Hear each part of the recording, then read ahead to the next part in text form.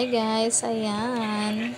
Ayan po ang buhay namin sa province and ito po ang aming munting tahanan. So hindi pa po yan ayos guys simula nung bumagyong Yolanda. Ayan lang po ang naibalik namin nung bumagsak po siya.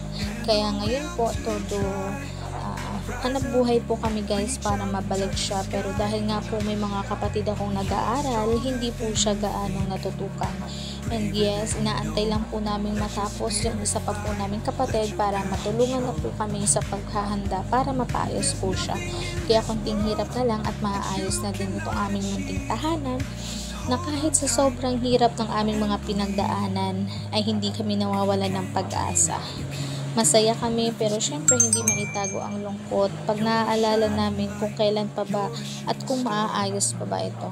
So guys, ganyan siya kagulo sa loob kasi kakauwi ko lang yan galing Maynila. Kaya naglinis po ako kasi hindi ko po siya matiis tingnan. Kaya tinry ko na kahit ganyan ang bahay namin ay sana malinis at ayos po ang loob niya. At sa aking pag-uwi, lubos kong dinadasal na sana ay maging maayos ang aming tahanan ulit.